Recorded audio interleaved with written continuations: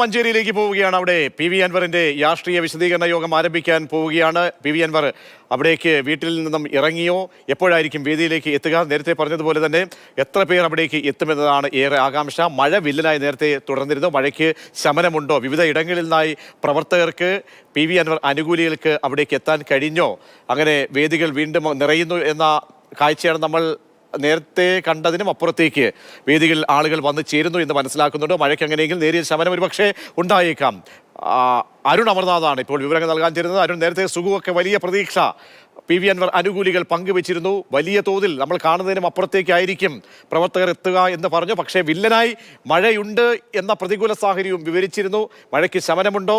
എപ്പോഴായിരിക്കും കൃത്യസമയം PV. Anwar ആ വേദിയിലേക്ക് എത്തുക? രാഷ്ട്രീയ വിശദീകരണ യോഗം ആരംഭിക്കുക?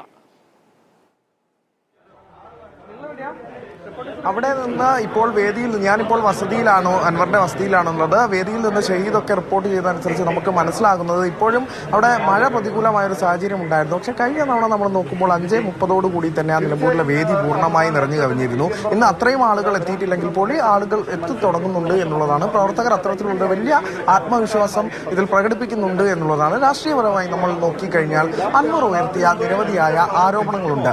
ADGPയുമായി ബന്ധപ്പെട്ട് പൂരം കലക്കൽ, ഫോൺ ചോർത്തൽ, സ്വർണ്ണക്കടത്ത്, ഒപ്പം തന്നെ മുഖ്യമന്ത്രിയുടെ പൊളിറ്റിക്കൽ സെക്രട്ടറിയായ P. ശശിക്കെതിരെ അക്കമിട്ട് നിരത്തിക്കൊണ്ടുള്ള 8 പരാതികൾ. ഇതൊക്കെ പ്രതിപക്ഷം ഉൾപ്പെടെ പറഞ്ഞത് അൻവർ ഉയർത്തിയ വിഷയങ്ങൾ ഗൗരവമുള്ളതാണ്, അതിൽ അന്വേഷണം വേണമെന്ന് പറഞ്ഞ് പ്രതിപക്ഷം ഉൾപ്പെടെ രംഗത്തെത്തിയിരുന്നു. ഇതേ മോട്ടോ തന്നെയാണ് അൻവർ ഉപയോഗിച്ചതും ഈ തുടക്കം മുതൽ ഇതുവരെ. എന്നെ നിങ്ങൾ പൂർണ്ണ വിശ്വാസത്തിലെടുക്കേണ്ട, ഞാൻ ഉന്നയിച്ച വിഷയങ്ങളാണ് നിങ്ങളിലേക്ക് എത്തിക്കുന്നത്, അത് ഞാൻ ജനങ്ങളിലേക്ക് എത്തിക്കാൻ ഞാൻ ജനങ്ങളിലേക്ക് ഇറങ്ങും, ഒരു മൈക്ക് സെറ്റുമായി ജനങ്ങളിലേക്ക് ഇറങ്ങുമെന്ന് പറഞ്ഞു വെച്ച പി.വി. അൻവറിനെ നമ്മൾ തുടക്കത്തിൽ ഓർക്കണം.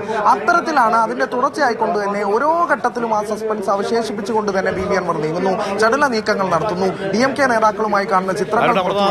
ഇപ്പോൾ അതിനൊരു നിൽക്കുന്ന ആളുകളൊക്കെ ഈ ഗൂഡല്ലൂരിൽ നിന്നൊക്കെ വന്ന DMK പ്രവർത്തകരാണോ? അവർ ഉപയോഗിക്കുന്നത് പി.വി. അൻവറിന്റെ മുഖമാലേഖനം ചെയ്ത കൊടിയാണ്. ഒപ്പം അവർ കഴുത്തിലണിഞ്ഞിരിക്കുന്ന ഷാൾ അത് DMKയുടെ പാർട്ടിയുടെ ഷാളാണോ അണിഞ്ഞിരിക്കുന്നത്? അവരൊക്കെയും എന്ത് നിലപാടിനൊപ്പമെന്നാണ് പറയുന്നത്?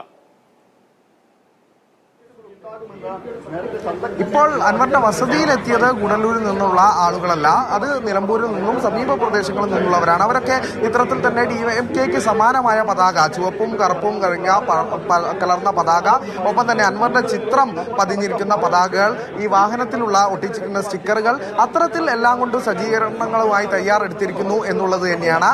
അത്തരത്തിൽ അൻവറിന്റെ വലിയ ഫ്ലക്സുകളൊക്കെ ഈ വീടിനും മുന്നിലൊക്കെ നമ്മൾ കണ്ടിരുന്നു.